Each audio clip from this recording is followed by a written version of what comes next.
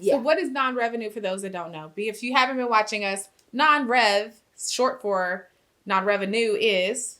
So non-revenue travel is when you work for an airline, you are flying standby. Ultimately, what that means is that if you're flying on your airline, you're flying totally free. If you're flying on another airline, you're just paying for the taxes and fees in order to travel. Okay.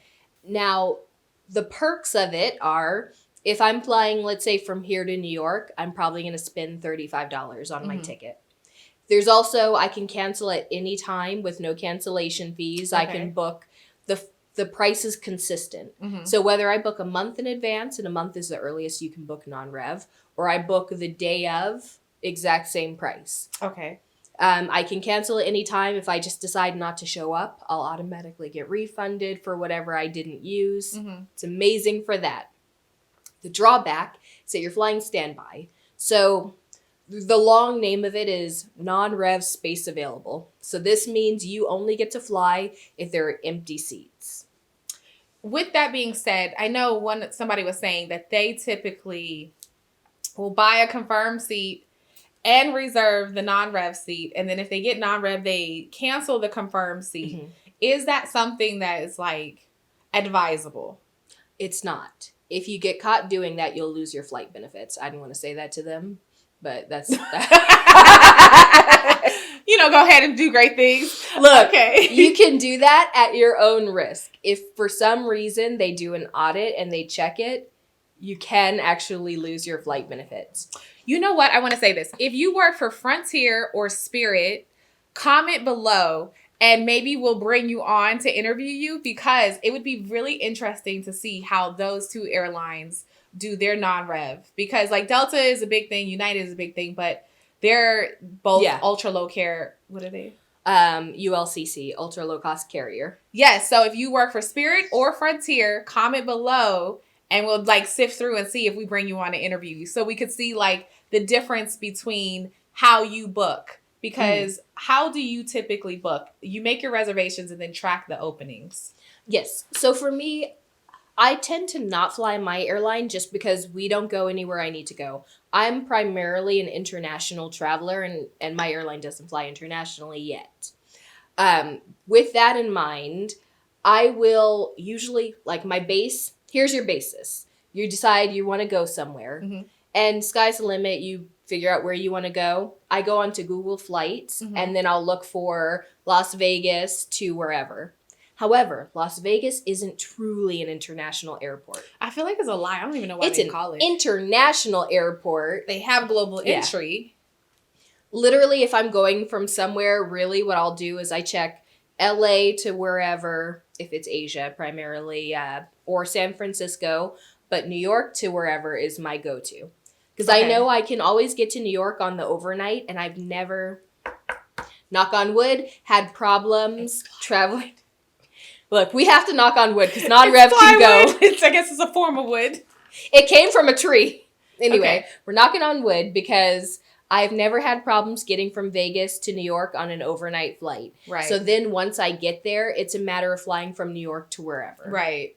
Okay. So typically... So then it gives you the best exit strategy. You think New York over, for non-rev, New York over LA? I find, well, it depends on where you're going. Okay. So if I'm going to Europe, New York, because it's a shorter flight. Okay. If I'm going to Asia, San Francisco, because that tends to be like a quicker way to go. Okay. LA is hit or miss. I've used LA a few times, but I just tend to keep on going back to New York. Okay. But here's a quick hack. This is a non-rev hack. Flightconnections.com. It will tell you the quickest way to get direct flights to anywhere. Ooh, so, flightconnections.com. Linked below. Yeah. So you go backwards. If I say, hey, I'm trying to go to Lisbon, then I start with Lisbon and I look everywhere that they have direct flights. And then I look for the biggest hubs that will allow me to non-rev into their airport and then get out of it. Oh, that's interesting. Okay. So non-rev is flying standby. You're only paying your taxes and fees. If you're on another airline, you're flying for free if you're on your airline. Okay. But like we said, we're flying if there's space available. So what that typically looks like is that You book your travel, you check in 24 hours ahead of time, but there is a hierarchy to standby. Okay.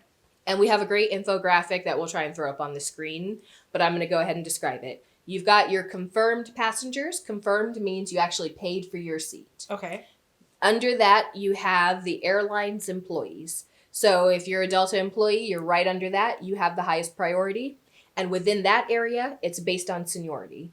And Delta is tough. Let me tell you, you have people that have worked at Delta for 23 years. Like, you think you're hot.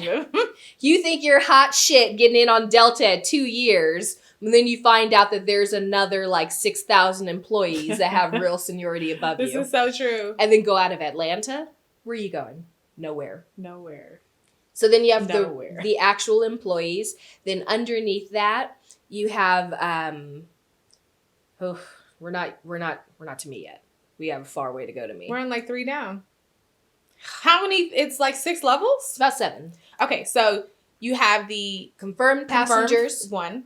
2. Then you have, there's 2 different types of non-rev. So we talked about non-rev space available. Okay. There's non-rev positive space, which means it's actually essentially a confirmed ticket. So you have an actual seat, but you typically only give that if you're traveling for work. Okay. So you have confirmed ticket, you have an employee non-rev positive space.